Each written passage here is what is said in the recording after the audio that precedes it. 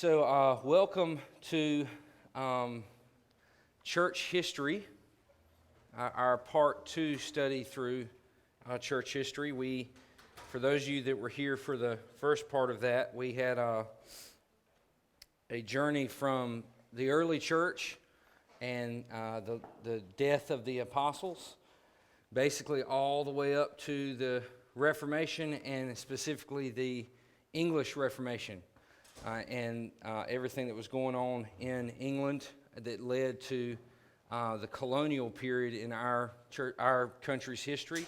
And that brings us up to speed to where we are now. We are going to do a little bit of an alteration to the original material that we were using, which continues on with a little more of world Christian history. And we could certainly do that. I would recommend some of the recommended readings on the back of your page if you want to pick up some of those books and read a little more. You probably won't, but if you're interested in that sort of thing, you can. You're welcome to do so. And you can read more about global church history because it is fascinating. A lot of amazing things happen around the world in this time period that we're about to start talking about. But since we are Americans, I figured that it was best for us to focus in on American church history.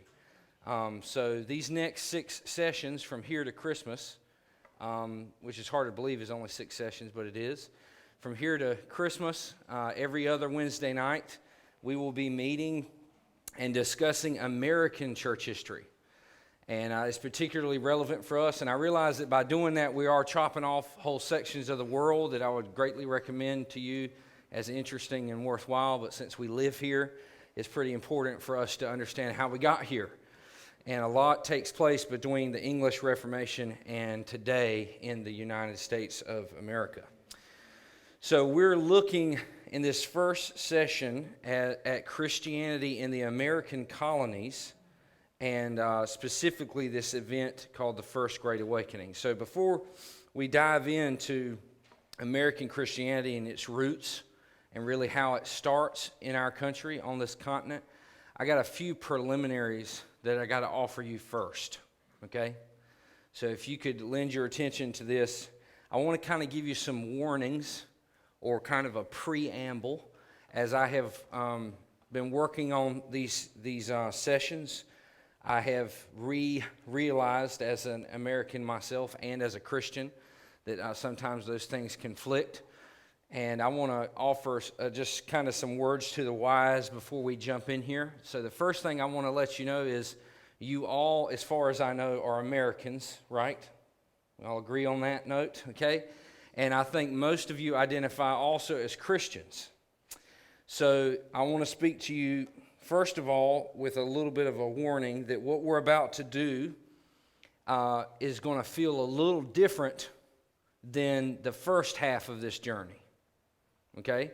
So the first half of this journey has been at other places in the world and in very distant times, far, far from today. And so it's pretty easy for you to put a lot of distance between you and that time period, you and those types of people. It's easiest for us to kind of cast a little judgment on the people in the distant past. Well, we'd never do anything that crazy or something like that, you know. But what you're going to see now that we begin studying American church history is it's going to become much more familiar, okay? I'm going to use names and titles of denominations and entities that many of you have either known or maybe at least on some level have heard of because you're Americans. If I taught this in Africa or somewhere, they would be much more disconnected, and it's going to be a little harder because, you know, it is more relevant for you, which is the positive. But I want you to also think about the fact that there are going to be times where it can run the risk of feeling a little more personal. Does that make sense? So because it's more familiar, it is more relevant to us. So we can look forward to talking about these things so we can learn about who we are as Americans and Christians and how we got here. But at times, we might run the risk of it feeling more personal because, you know, I'm going to be giving to the best of my ability what I can collect as historical facts.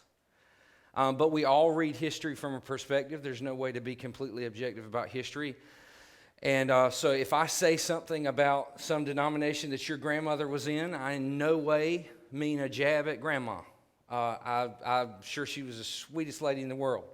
So I'm going to offer you two skills that you could try work on developing. That's hard to develop, but as a lay historian like we are trying to be, it might be worth trying. The first one is, to the best of our ability, try to detach movements and people in history from our own subjective experiences. So that's hard to do, but I'll just put that there for your consideration.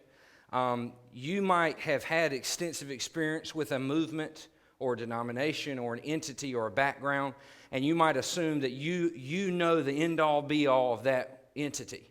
I would encourage you to maybe keep an open mind that there's some things to even learn. And just because your experience was one way doesn't mean that the reality of the situation as a whole was different. Sometimes it might perfectly coincide, sometimes it might not. Just keep things like that in mind.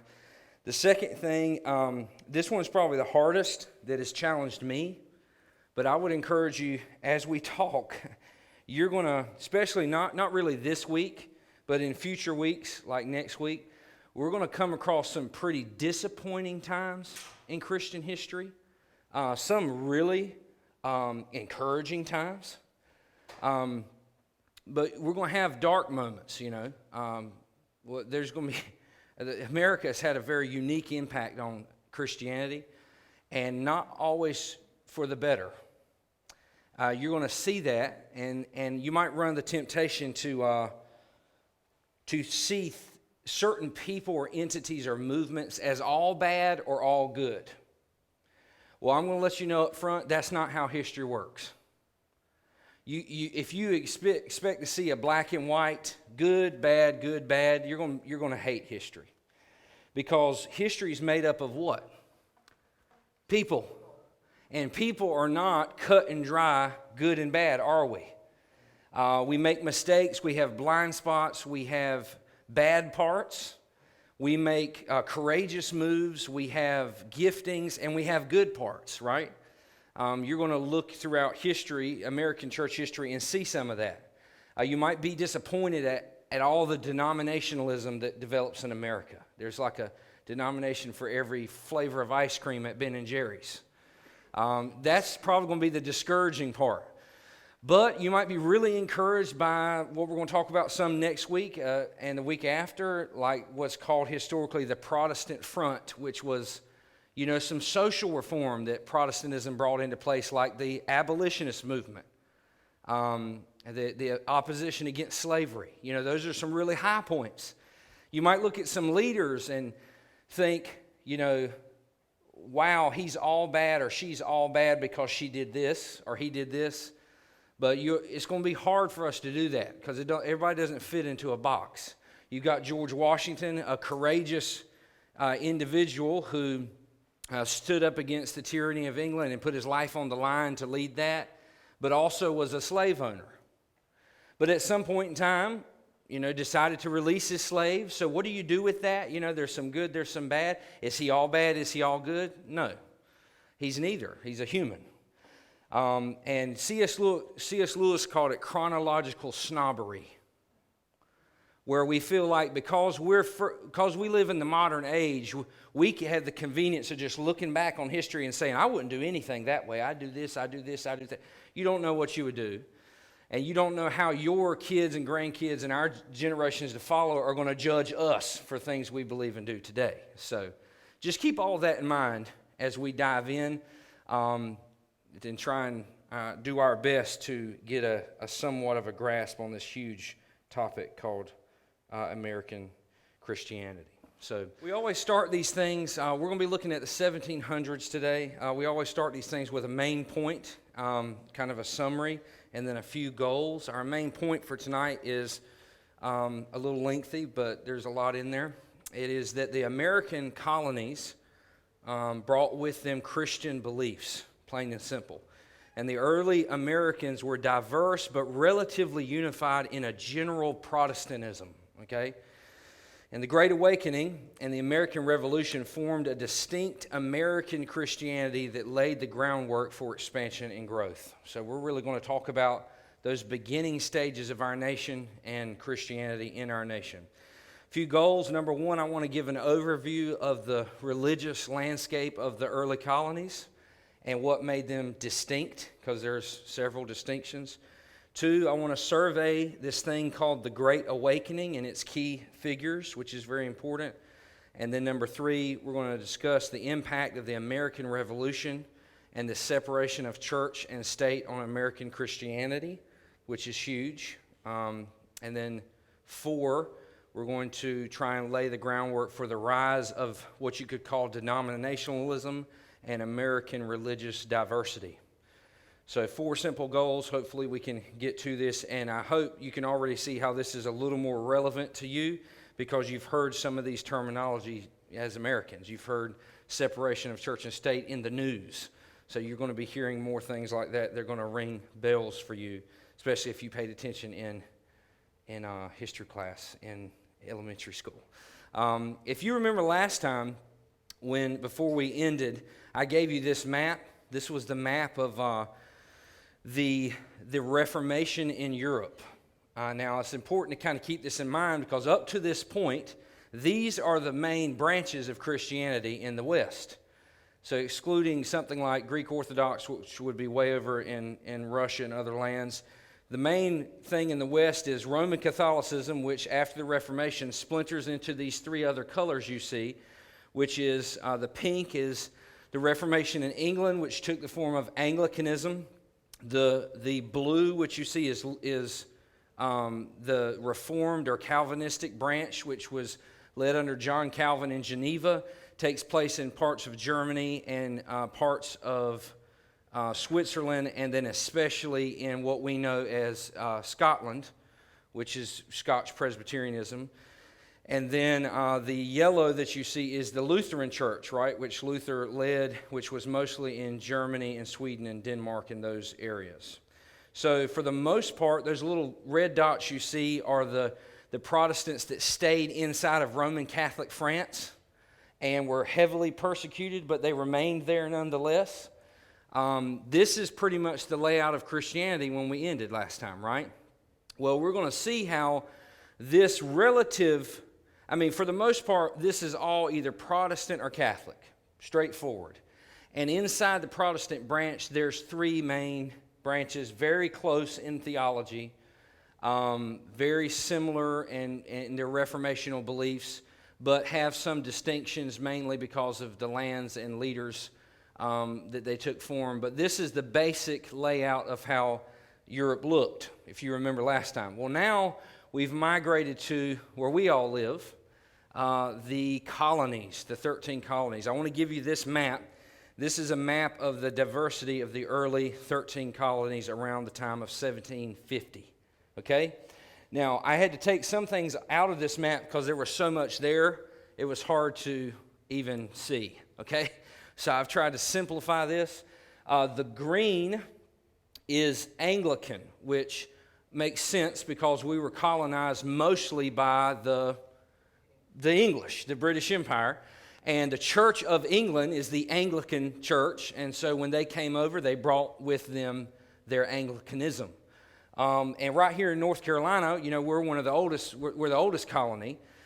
And one of the oldest colonial cultures is right here in North Carolina. And so down in the South, the Anglican Church was heavily, heavily influential and embedded in Southern culture. You might not think of it that way, but it was. And so that's everywhere you see green is the Anglican. So it's the largest denominational influence in the early days in large part because of the British influence. The next color you see is that yellow, orange. I guess, what is that, orange? I can't distinguish yellow and orange. They blur for me. The orangish yellow thing, that orange color is what's called congregational. Now, if you remember in our last time, we mentioned this group of Christians. Don't want to get lost in the weeds here, but The Congregational people were British people who in the British Civil War, they didn't believe that the Anglican structure of church government was biblical, but they did believe in the baptism of babies as a covenant sign, but they believed that individual churches should be governed by congregations. Now, the congregations can meet together in conventions or synods, but for the most part, the individual congregations govern themselves, all right? Now, what does that sound very similar to? Our church, okay? You're going to see up here as well, that little black dot at the bottom is Baptist. Baptists developed in England a little bit before this time. Baptists are Congregationalists who believe that only believers who profess faith should be baptized. So Congregationalists and Baptists very similar. The only key difference is the Congregationalists at this point in time baptize babies. The Baptists do not. But their theology is very much similar. Then you have Lutheran. If you notice, there's not a lot of Lutheran.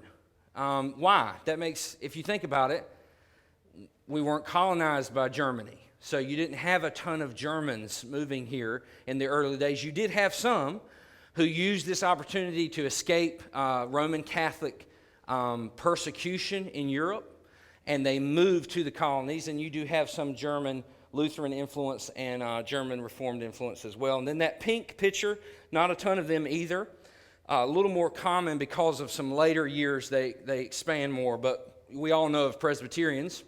That's that pink picture. Mostly Scotch-Irish are the Presbyterian influence, and they settle in the Pittsburgh area. Pittsburgh to this day is a pretty heavily Presbyterian area, if you've ever been through there. Historically, those of you that follow Ligonier, it was originally founded in the Pittsburgh area, all that stuff, the seminary there and all that.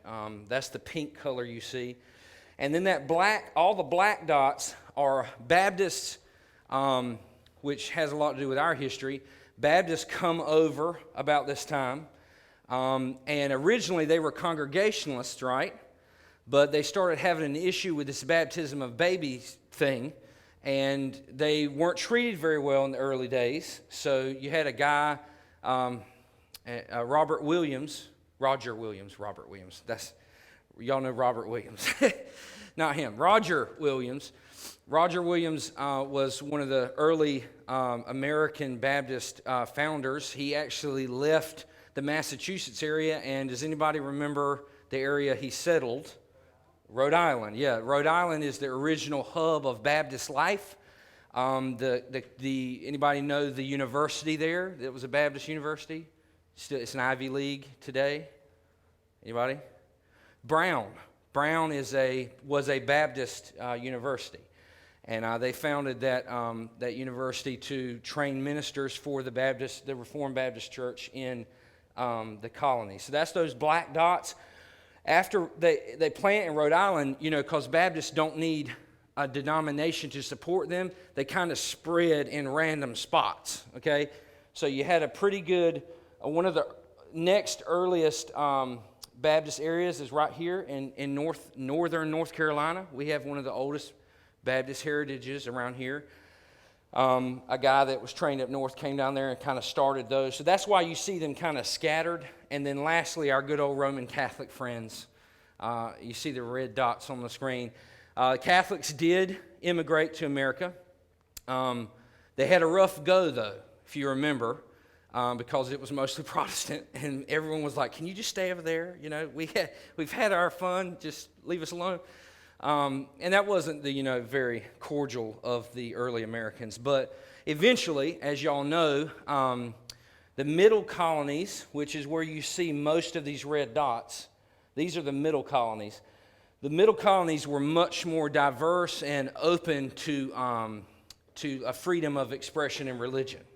Largely William Penn, who settled Pennsylvania, he was a Quaker, but he allowed, because the Quakers were kind of persecuted, he allowed other people of different faiths to come to his colony, including Roman Catholics. So that's why you see a concentration of Roman Catholics there in the middle. Now, if you look at this, you can see right off the bat the makings of a Christian diverse nation, right? Because, in other words, we weren't founded unilaterally. We weren't founded monolithically. We weren't founded as one entity. From day one, the American colonies, just by the nature of trying to escape to the American colonies, we've just been a really religiously diverse bunch. Now, what's interesting is no one sect likes that very much. Does that make sense? The Anglicans kind of wish that everybody was Anglican. Just make it easy, you know? The Congregationalists kind of really wish everybody was a Congregationalist. And they persecute the Baptists and kick them out when they come along. And then the Baptists say, well, we'll just spread all around so everybody can become Baptist, you know? And they do their spreading, and the same with the Presbyterians. Catholics really struggle to ever have any type of strong influence until a much later date with the mass immigrations of the 19th century with the Scotch-Irish famine and all that stuff. So in these early days, very little influence from them. But at the end of the day, no matter how much you wish everybody was Anglican or this, that, and the other, the nature of the colonies is if you can get on a boat and you can get the finances together and you can survive the voyage and you can get a charter, guess what? You're allowed to live here. That's kind of the name of the game. So we all just kind of figured out how to put up with each other from day one. Now, we didn't do that well, by the way. A lot of bickering and fighting. But I'm trying to get you to see that from day one, America has been diverse religiously. That's just how it's had to be. Very different than Europe, if you remember. I mean, there's whole European wars fought over the battle lines of we're Roman Catholic or we're Lutheran. And if you're Lutheran, get out. If you're Roman Catholic, get out, you know. Because the states had state religions, right? To this day, many European nations do. England, as secular as it is, if you watch the coronation ceremony of good old King Charles, it was a Christian ceremony, was it not? He had to kiss the Bible. He had to admit that the Lord Jesus Christ was Lord and all this stuff. You know, why? England is a state Christian nation on paper, you know. So that's going to be a huge, if you think about the whole scheme of history, this is a big shift. Just very different. Christianity's never really existed in this type of environment before. It's always kind of gone along with whatever the state said was good or not good, you know. And now we've got kind of this new playing field. So that kind of sets us up for where we are. Now we got to look at this very important thing that many of you probably heard about in grade school. I want to do an experiment. Has anybody never heard of the Great Awakening? Raise your hand. So everyone has heard of it. Good. So it's still being propagated and talked about. See, all these years later, it's still had that much influence on our culture. This is a picture of good old George Whitefield standing up preaching. We're going to look at this thing that took place between 1726 and 1756. What it was basically a series of spontaneous, that's an important word, religious revivals that took place throughout the colonies and parts of England. I say spontaneous because it's going to be different than later religious movements, even some in your own lifetimes, that were very organized. A good example would be the Billy Graham Crusades. Very organized, has an entire entity governing and planning and making sure its system works the way it does, and you know, stadiums are booked and all that stuff. What was odd about the Great Awakening was it wasn't planned. It kind of happened at multiple places at once, which made it relatively odd in history. And this whole idea of revival is relatively odd in recent memory. You had breaking outs of fervor like in the Reformation, but as far as like this idea of mass groups of people gathering and hearing a message and being spurred to renewal or to repentance or to faith, that's kind of a relatively American thing. British American thing. So keep that in mind. Now, I know a lot of you are going, huh? I thought revivals had been around since Paul left, because y'all all have been to, maybe some of you might have been to 1,000 in your lifetime. Because we're Americans, we still do the revival thing, right? We got to realize that's relatively new historically, and somewhat an American thing. We'll talk about why later, but it also was led by many religious leaders, but most noticeably catalyzed by this fella named George Whitefield and another guy named Jonathan Edwards. They're the big figures that will hit. It was a Calvinistic movement, and it was in line with the doctrines of the Reformation. So it wasn't a charismatic movement. If you attended one of these meetings, you'd probably go, this is kind of boring. That might be your response. Not that his oral skills were not like amazing, because George Whitefield was an impassioned preacher. Jonathan Edwards, not so much. In other words, it was much more like the historical doctrines of the Reformation, of John Calvin, of Luther. It just, for some reason, the people responded in a mighty way to this preaching. Preaching of grace, preaching of repentance, preaching of sin. And then it had massive positive and some negative results. We'll look at those. A lot of good, but also some bad. So let's talk first at this guy. He's more handsome than the guy we're going to look at next. But this is good old Jonathan Edwards. Anybody heard of Jonathan Edwards? Okay. Y'all have to read him. Anybody have to? Are they still reading Sinners in the Hands of an Angry God in school? Okay. Nick told me they made them read that in public school, right? And talked about how awful it was, but they did make him read it. This is Jonathan Edwards. I like his wig. I wish I could pull off a wig like that. He's this brilliant student, a huge intellectual mind from an early age. He graduates from Yale at the age of 17. That's not on my resume, but maybe my child or my grandchild. He becomes pastor of his grandfather's church in Northampton, Massachusetts at a pretty young age. Although he read his sermons from a manuscript and was mild-mannered, his earnest manner and prayer had a mighty effect on his people. Towards the early part of his ministry, hardly no response, cold as ice. The younger people kind of did what they wanted in Northampton. Nobody really cared. And then for some reason, one day, he said it's like the Spirit began to fall and convict people of sin and open eyes to faith. And the younger generation and even many from the older generation become believers and confess their sin and are moved in a mighty way and are converted. I don't know how to explain it to you other than the working of the Holy Spirit. He didn't have any magical tactics. He didn't have an altar call or an anxious bench or any of those things that would come along later. He just kind of really preached the gospel. His most famous sermon was Sinners in the Hands of an Angry God, preached in 1741, still read to this day, considered kind of colonial classic literature. He contributes something really interesting to the movement in that he defended he was brilliant, you remember. He was a trained theologian and philosopher. So he used his mental abilities, his theological abilities, to defend the intellectual and theological credibility of the revivals. And he encouraged them. Now, you got to remember, at this point in time, this stuff is kind of new, right?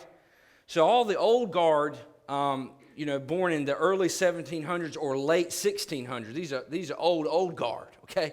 They've never seen anything like these revivals, right? So as anything happens, when something new comes along, there's always a crowd that does what? They're skeptical of it, right? They don't know if they like this thing. Well, he saw this early on, and he wrote a lot and defended it from Scripture, that this idea of a revival is credible and real and biblical. It wasn't something...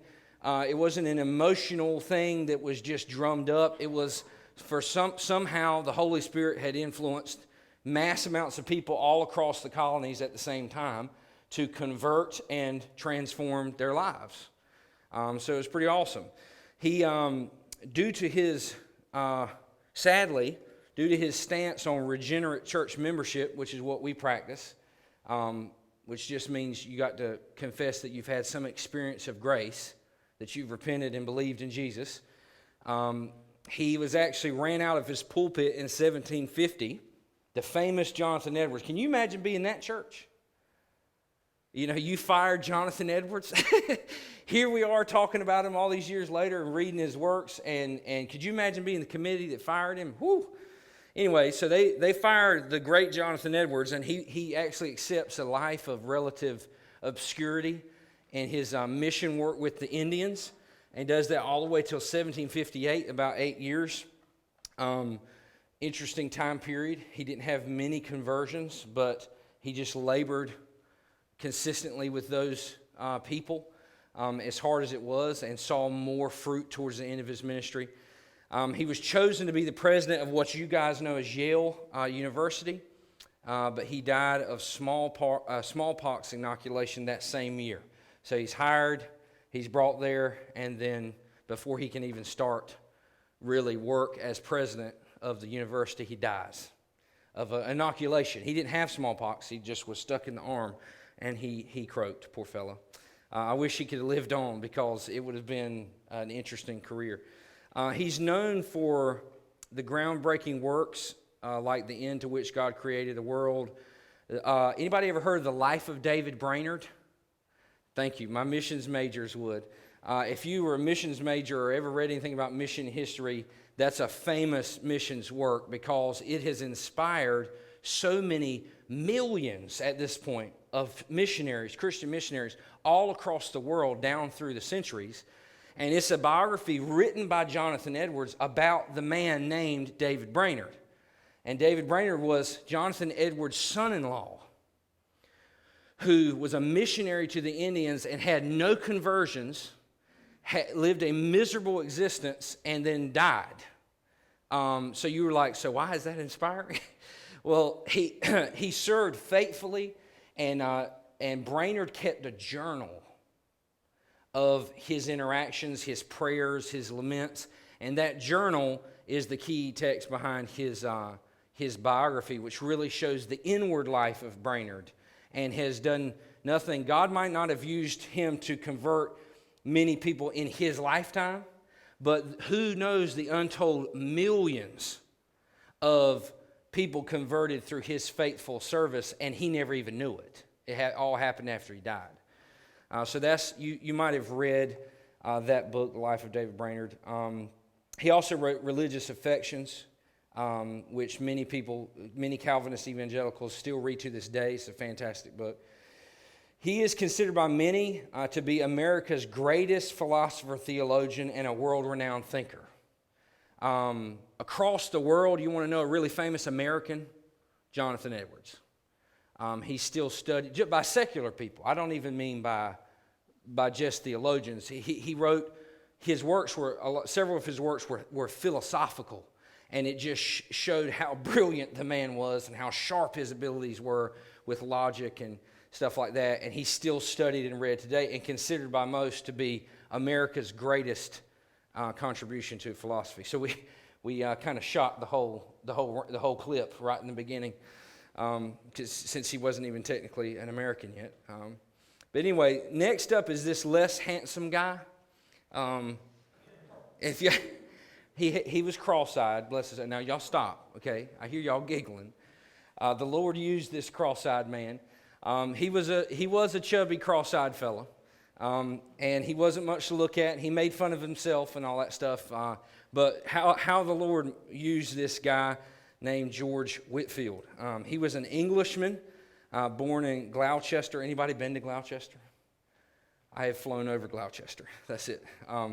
He was born in Gloucester, studied at Pembroke College in Oxford.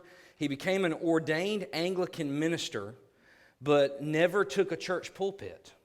So he got ordained in the Anglican church, but never became a pastor of one particular church, because he took up traveling evangelism, and he became, he pioneered what we know as, anybody ever heard growing up the open air preaching? We're having open air tent revival. Anybody ever heard that? That came from basically Whitefield, because Whitefield got to the point where he preached a little different than people in his day. He was very gifted with his words, very flamboyant for his day, but also very orthodox. His theology was the same. He just had a lot of passion. Well, and to be honest with you, the Holy Spirit used him. I mean, people just converted under his preaching. And when he would travel to different areas, a lot of the Anglican ministers either didn't like him because they were jealous, or they didn't like how flamboyant the guy was, or sometimes he literally just drew crowds that were too large for churches. So what would he do? He'd hop up on a stump in the middle of a field and preach in the open air. Now, y'all know this is before microphones.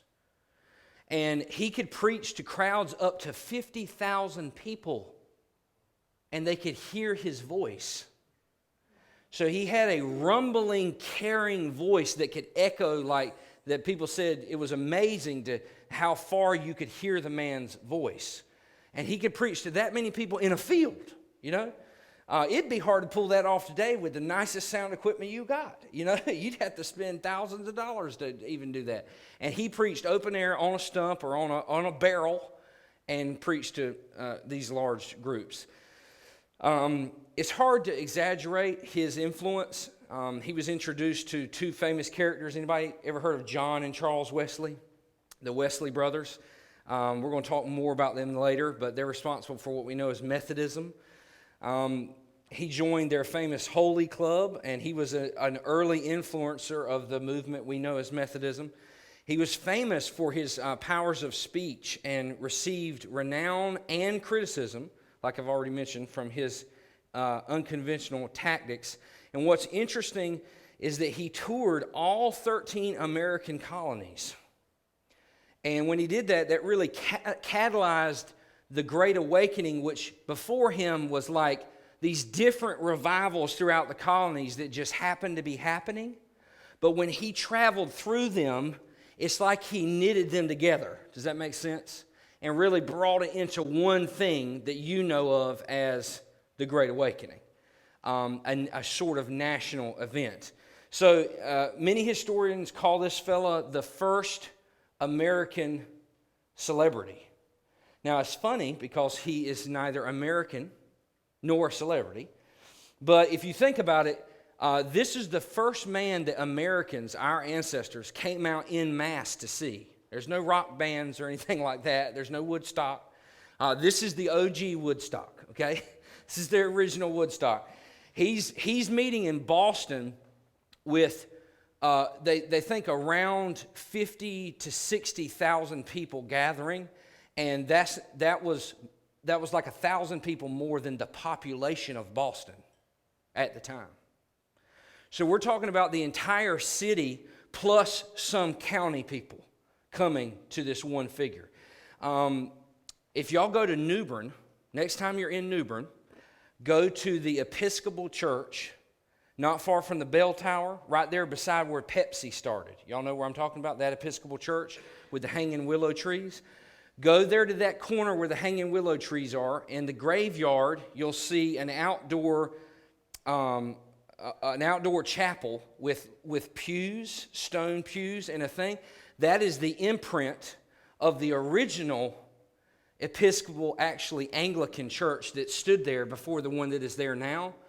And there is a plaque beside it, right at the spot where George Whitefield preached in New Bern. So you can stand locally, and I think it tells you how many people he preached to is some ridiculous number for that day, basically all of New Bern. So he traveled through our colonies, came right here in our back door, and it was a big deal. People showed up when this man came through town, and it really catalyzes this thing we call the Second Great Awakening.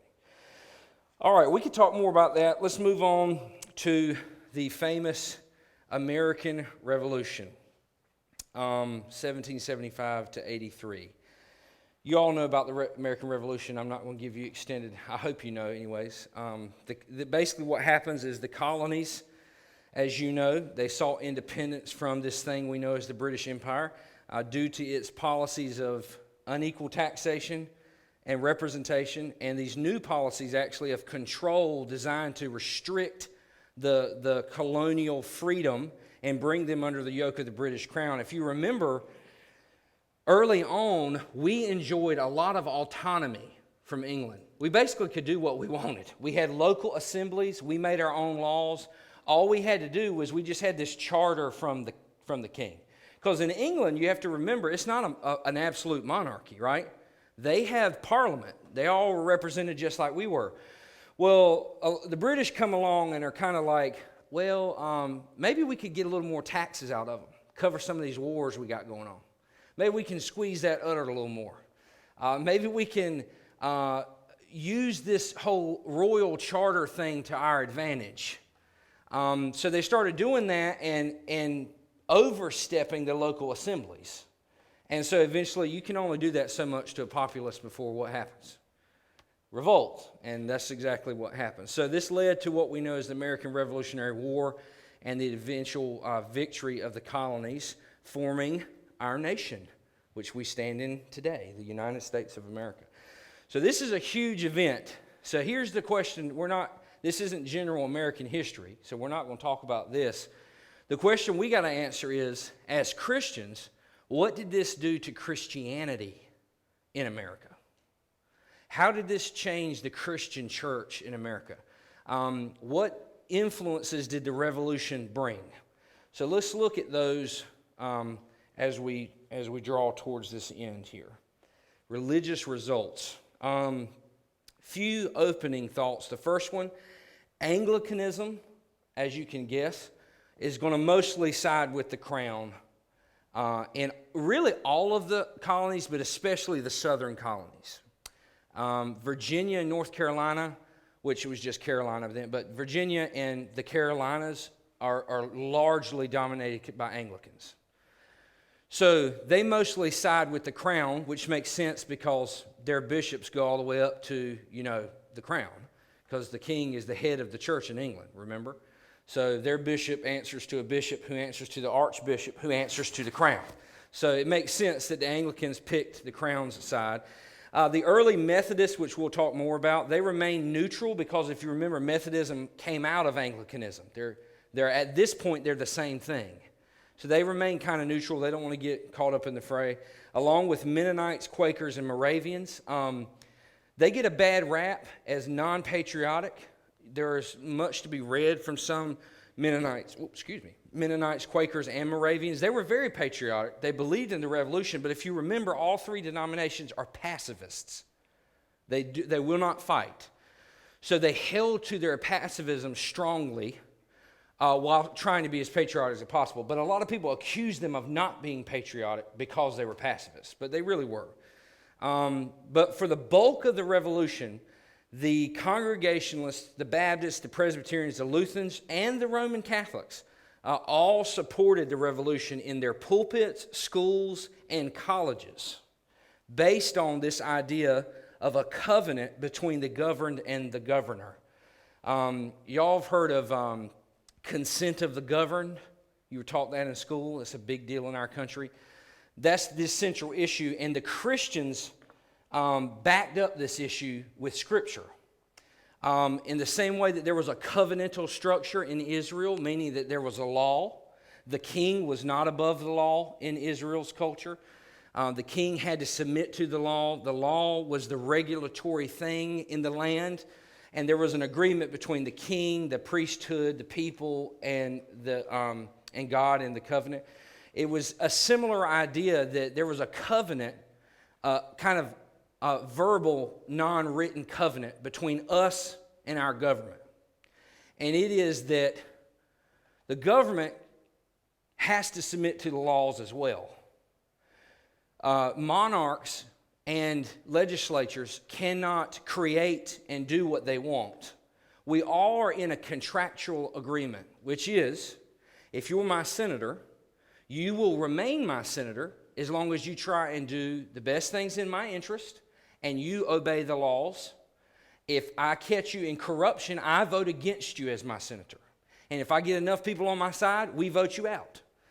That's the consent of the governed. So what you're going to see is, if you look back at pulpits of the time and colleges of the time and schools of the time, most all of these groups are pushing the American ideals and saying, in other words, that this is a biblical move. We are not revolting like the Anglicans are. The Anglicans were accusing us of, well, you're disobeying the Bible because the Bible says submit to your authorities, right? Romans 13. And they would say, you're disobeying the Bible. You're revolting against the king. And the Baptists and Presbyterians, Congregation, Lutherans, Roman Catholics, they were like, well, wait a second. The king is also subservient to the law of God. The king is not above the law. The king is under the law as well. And there is a law on the books in England that no taxation without representation. And we were being unfairly treated as non-citizens. So you'll see this take place in actual pulpits at the time and colleges. Not only that, but the war which ended in 1783, with the churches contributing to the disestablishment of religion in each state due to the sheer diversity of denominations. So what happens, to everyone's chagrin in a way, before this time, what was the state religion of most the Anglican? Yeah, the state religion of most of the colonies was Anglican. But up north, it was Congregational, and a few other places it was other things. Well, guess what? What does it mean for it to be a state religion? Your taxes go to support the state religion. So when you pay taxes, you would pay part of my salary as an Anglican minister. And you would pay, to keep the buildings up and the grounds up. And the Congregationalists and Anglicans and whoever else, they enjoyed that status, as you can imagine. Well, the Revolution comes along, and you got all these denominations fighting on the side of the Revolution. Well, we win, shockingly. We win. We beat the largest empire on earth, and we're now a new nation. Well, what's the problem? Well, every nation in European history up to this point was Christian. Okay? Which means the government had to make a decision which branch of Christianity they're going to approve as the state religion.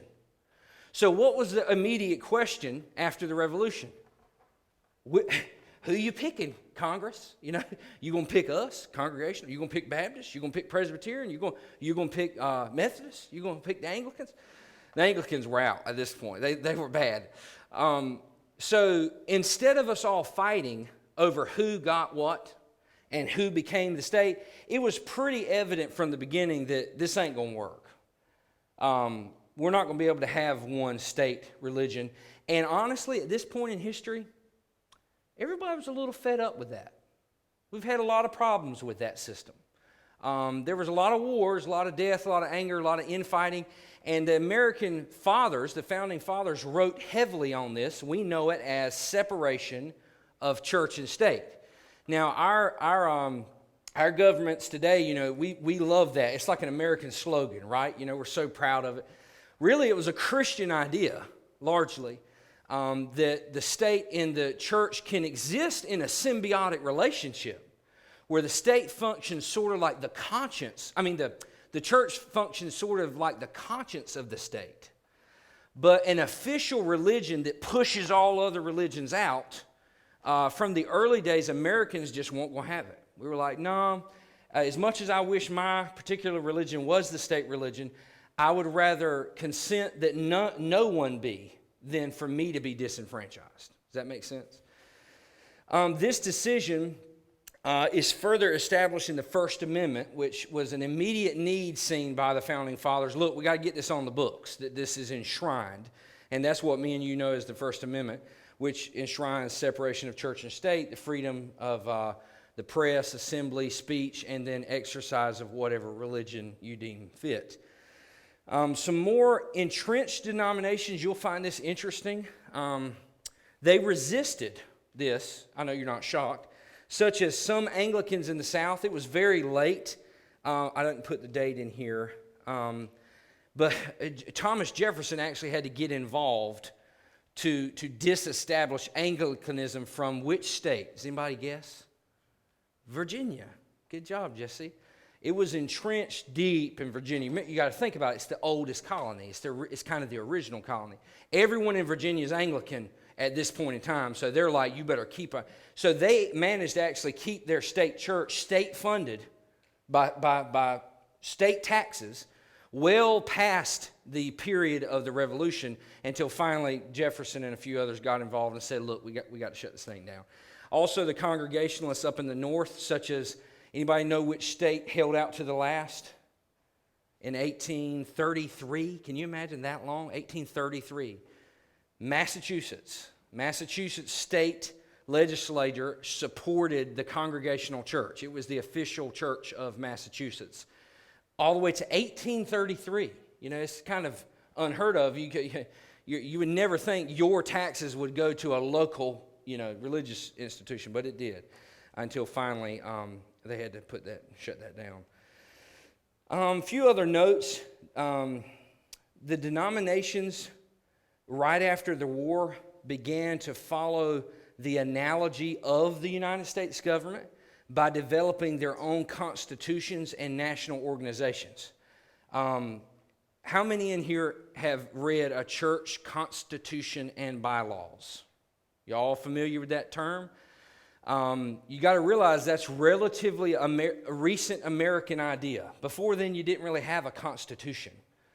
You might have a confession, and you might have a governing body like a presbytery or the Episcopal Church or the Catholic Church, but you didn't have churches writing constitutions.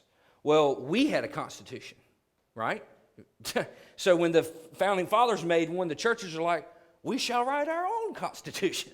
And so they do. They write these constitutions laying out how they're going to function as a national church body.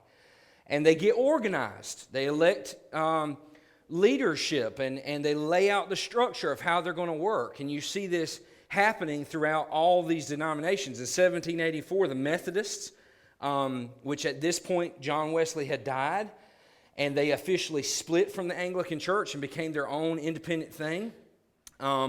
They formed a national church called the Methodist Episcopal Church, which it was then changed to what you know as the United Methodist Church. That's the descendant from that denomination. The remaining Anglicans became this name called the Protestant Episcopal Church. Nowadays, you know them just as the Episcopal Church in the United States. Anybody here raised Episcopal? Anybody ever been to an Episcopal church? Yeah, so Episcopal is descendant from the Anglican Church.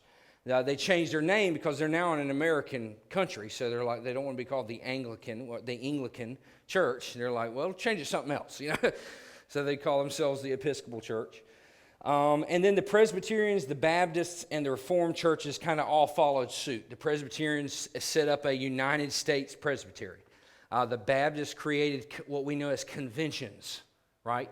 Like the Southern Baptist Convention, the Northern Baptist Convention, where they would assemble and decide doctrinal issues.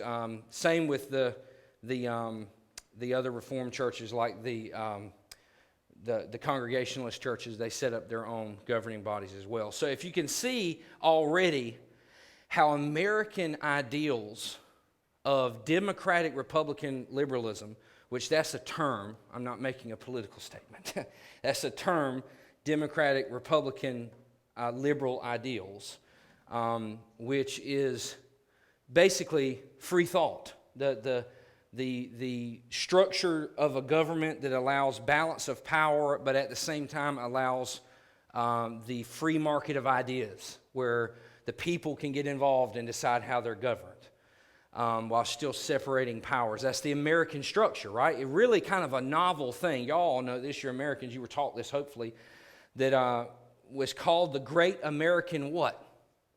Experiment, right?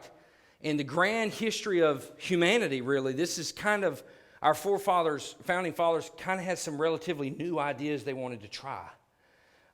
Well, you can see immediately how much that influences Christianity, because the churches follow suit, which is not bad. I'm not saying that's bad. In a lot of ways, it was good. It created some good things. But whenever the church follows suit on the tail of the state, there inevitably bad things will happen. And I think bad things have happened. But again, like I said at the beginning, it's a mixed bag. Good things and bad things. So lastly, number 6, before we close, let's look at the frontier. Anybody like Westerns? You know, okay, a few old people. No, I like Westerns, so I'm in that category happily. The frontier is an interesting whole phase of of United States. We're going to deal more with that next week, but I want to give you kind of a precursor. Right after this, really, in the grand scheme of things, almost right after this revolution, some crazy stuff happens. With the new nation being birthed and formed, and the Protestant denominations reorganizing, the nation really is primed for the expansion that we're going to see over the next 100 years. In historical terms, just from what I've been reading this week, our nation's growth rate during this, what we're going to talk about next week, our nation explodes. It's really on a scale heretofore never seen. We're talking quadruple population within like 20-year increments. It's not just birth rates. It's mainly what? Immigration. Once Europe and all its chaos, you have the Napoleonic Wars and all these other things going on in Europe, people are going, hey, if you get across the pond, you might could get you a farm and start fresh. So you have these mass immigrations, and you have a virtual explosion of population onto the scene, not only because of population growth and immigration, but land mass growth. What came along here shortly, we're going to look at it in just a second, we got the Louisiana Purchase, the massive tracts of land.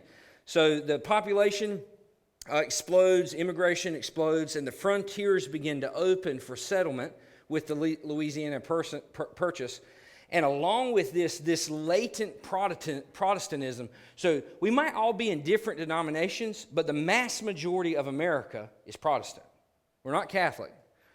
So this Protestantism and the revivalistic heritage, this is key, don't miss this. Because you have felt, let me give you, to tell me if I'm wrong, you have felt the ripples of American revivalism down into your day. If by none other than the ministry of the man named Billy Graham. Because in many ways, Billy Graham was in the lineage of the revivalistic heritage that America has always had from the First Great Awakening. It's kind of an American thing. D.L. Moody, George Whitefield. It's just on and on and on. We're going to look at all these over the next few weeks. But the Protestantism and the revivalistic heritage of that First Great Awakening is going to lay the groundwork for the infamous Second Great Awakening and all its manifold results. Now, we're going to tackle that next week, but next session. Come with a pen, because so much, some good from the Second Great Awakening, but the Second Great Awakening is very, very different from the first. Similar in its objective, which was to bring about a revival, very different in its effects. So before this is the last slide we're going to look at. I just want to give you a kind of a scale feel of how crazy this is. Just to kind of get an idea of expansion, those little highlighted lines are where we started, original 13 colonies. Well, by 1783, we had expanded to the yellow. 1783. That's not long after, that's the end of the Revolution, with the territory that basically was granted to the original colonies by Britain but hadn't filled up yet. But we began to migrate toward what we knew as the frontier. Well, then in 1803, we had the Louisiana Purchase. Basically, we bought from France for next to nothing, pennies on the dollar, half the country. And when we say Louisiana Purchase, y'all do know Louisiana's right here. Like, this is not Louisiana. But we think about it as the Louisiana Purchase because it was named after, Louis, King Louis. But what is the thing that connects this whole thing? The Mississippi River. So it's kind of looked at as connected as the Mississippi Valley, the systems of rivers that make up the Mississippi. Well, we buy this nonchalantly. France is like, sure, here you go, half a continent. And so now, by 1803, look, almost doubled in size. So we've got plenty of landmass, tons of immigrants, and people are having kids like crazy. So population is booming. Well, not long after that, 1819, the Spanish cede this little section here, and then 1848 and 46, we buy this from Britain, and Mexico, which had both of these territories, they gave us, they're like, sure, you can have, they couldn't really organize it or populate it, so they're like, sure, you can have that section. And, not that there wasn't some coercion in any of these purchases, I'm just saying. But they buy this. Texas, if you remember, declares its independence from Mexico, fights the war, they win their independence, and then after they win, they decide, sure, we'll be a state. So they join in on the fun, and we annex Texas in 1845. Eventually, during this time period, we'll also pick up Florida from the Spanish, and next thing you know, we're buying Alaska from Russia, this is not in any way size indicative because, Alaska's like this big. It's insane how big Alaska is. So we're talking about kind of cataclysmic expansions here. Well, what you're going to see over the next few sessions is as the landmass stretches like no country has stretched in history, as population explodes, as we become a melting pot of multiple ethnicities and cultures, we're going to see this take its effect on Christianity. And that's going to explain largely how we got Greenville, North Carolina, where there are 300 churches within the city limits of every stripe and background imaginable. You could flick a cigarette bud and hit 2 church steeples on the way down, could you not? And when I say there's a spectrum of belief in Greenville, you have no idea. It's everything from here to here and up and down. So we're going to see more about how this took shape over the next few weeks. So that's Christianity and the American colonies in the First Great Awakening.